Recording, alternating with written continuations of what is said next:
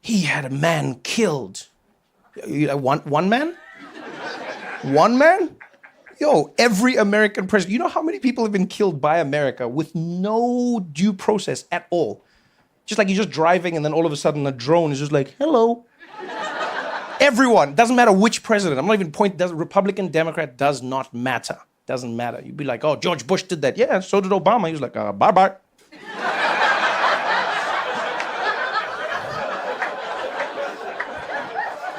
You'd be like, but those people were terrorists. Yeah, but some of them, we don't even know because there was literally no court case, no nothing. So can you say anything? Can you? You know, it all depends. So I think they might be going in the right direction. Again, I'm not saying that it's good. I'm just saying they might be going in the right direction. Because one of the first things you lose, funny enough, in an authoritarian regime is comedy. It's a crazy trend that you can follow throughout time. Go to Russia, South Africa, right? When I was growing up, until I was 6 years old, maybe even like closer to 10, free speech wasn't a thing. You couldn't just say whatever you wanted.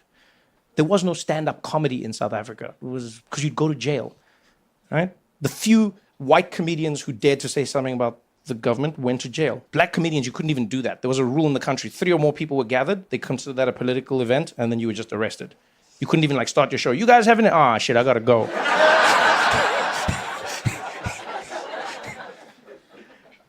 But like, it's actually interesting how that's the first thing that goes in a country, you know, is the comedy.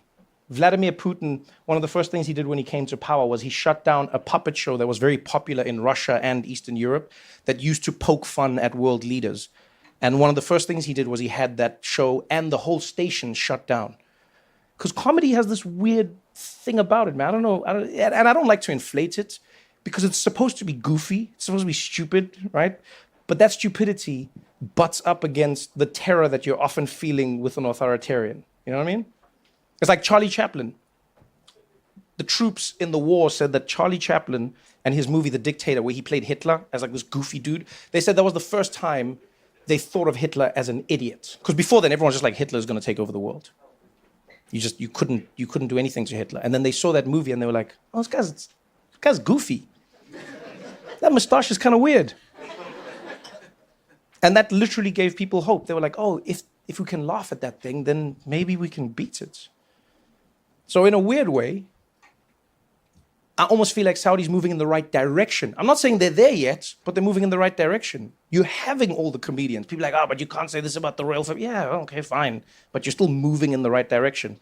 They used to have comedy shows where men and women were separated, and now the audiences are mixed from what they were, right? Yeah, audiences are mixed from what I understand. So again, not perfect, but moving in the right direction. Meanwhile, here, comedians are shitting themselves.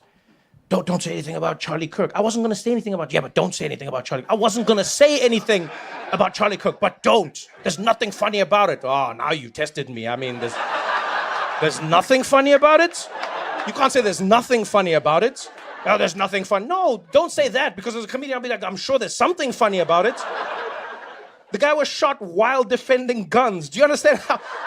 I'm not even writing that as a joke. As a human, you have to admit that is an incongruous, funny thing that happens. You are there, you're like on stage and you're like, let me tell you why people should have guns. Wapa! That would be like if the captain of the Titanic was giving an impassioned speech about icebergs right before it happened. He was just there and he's like, I'll tell you why icebergs are not as bad as people say. Whoa! Whole thing is ridiculous. I don't think there's anything funny about, but don't now like fight me. You can't, don't say anything, there's nothing. That's literally what comedians do. That's the whole point of it. There's nothing funny about most things in our lives. Nothing funny about death, nothing funny about life, nothing funny about struggling. No, that's the whole point of it. Is to find a moment of solace. You know, there's nothing fun. Don't you dare make a joke. I wasn't going to make a joke about Charlie Kirk. It wasn't even like in my zeitgeist in that way. But there's nothing funny. Oh, but there is. You keep saying that and you're going to make me find the funny. I don't want to find the funny, but you're forcing it now. You're forcing it now.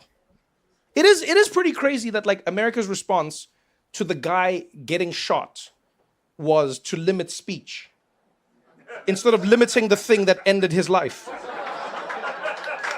You know what I mean? It's pretty crazy to me. That's one of the wildest responses I've ever seen in my life. What happened to Charlie Kirk? He got shot. All right, tell people to shut up. We got to get some word control out in these streets. What about guns? Well, guns had nothing to do with this. No one even brought up the concept of like, man, maybe people at home shouldn't have a gun where you can shoot somebody from like a rooftop away. Maybe. No, this was just like, can you say something? Can you not say something? Let me tell you something. Jokes will never kill you. Never. There's no joke that can kill you. Every comedian is trying. Every comedian. Our dream is to make a joke that will kill one of you. That is our dream. They go like, what happened? Oh, man, someone was at Trevor's show and then he laughed so hard and then he died. I'm like, thank you very much. Good night. That's our dream. And I'm not saying there's no speech that's inflammatory or dangerous or insightful. I'm not saying that. But what I'm saying is if I was to make a bet on how to make a society safer, if I'm going to make it safer, right? And I get to choose between words and guns, I choose guns. That's my bet. I'm not an expert on any of this, by the way. I've just found that most of the time when someone's been shot, there's been a gun. A lot of time people have said words and they've just like walked away. So if I'm betting my money, I'm gonna go with guns. It is also weird that the guy, like, he wrote jokes on the bullets. That's, again, a terrible and funny when you have time to think about it. Because the fact that he had to write jokes on the bullets tells you that he knew that the jokes won't do anything. He was like, I'm gonna tell you, if you're reading this, you're gay. And it's like, nah, that doesn't do anything. What if you put it on a bullet? Oh yeah, that joke can kill now. Yeah, now that joke's a lot more effective. So yeah, man, so how do I feel? I don't know. Maybe it's a step in the right direction, maybe it isn't. Maybe the people are zealots, maybe they're, I don't know. I won't judge anyone. But I do think it's a better place to be in, right? People make it like, well, like it's the worst. It's not the worst thing in the world. It's not the best. Yeah, I don't know.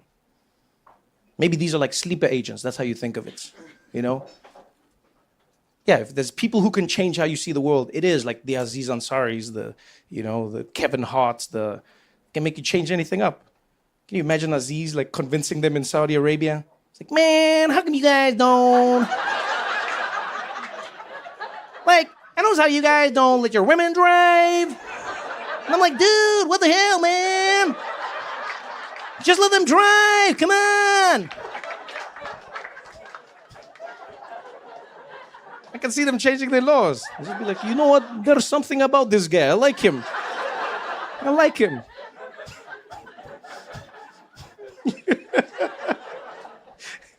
Oh, man. Like Kevin Hart on stage, busy like fighting about Saudi policies. He's like, man, man, let me tell you what I noticed. Let me tell you what I noticed about this shit y'all doing inside. All the organizations y'all funding. All those organizations that you're funding, don't fund them. Stop funding them. Why you being an organized power? Stop funding them, people.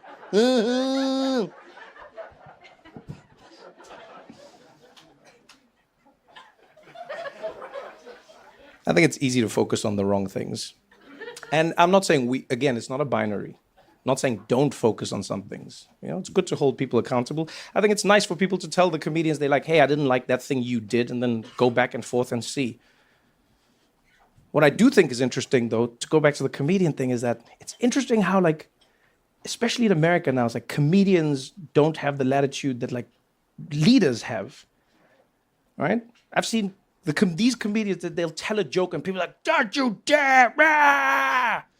And then the president of the United States literally said, maybe I'll go for a third term, maybe. Maybe I will, maybe I'll stay. And people were like, what?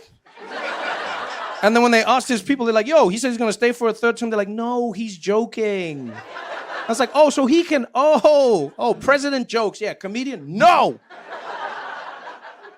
How dare you, President Dave Chappelle? So I don't know, Will. Yeah, I don't judge anyone. because I think everyone will make the decision that they make. But I would hope that we just learn to focus not on the thing that everyone's showing us, but the thing that's actually happening. Like the comedians are not going to make or break Saudi and what's happening, but the thing that's making or breaking what comedians can or cannot say in America, that's a real thing that's happening. Yeah. So for me, there's definitely a story in like, oh, all these comedians went to Saudi, and then there should be an even bigger story about, whoa, all these comedians are now going to go to America. Whoa. Good luck to them. You guys have been fun, man. Thanks for coming out tonight. Have a great night. Thanks for coming out.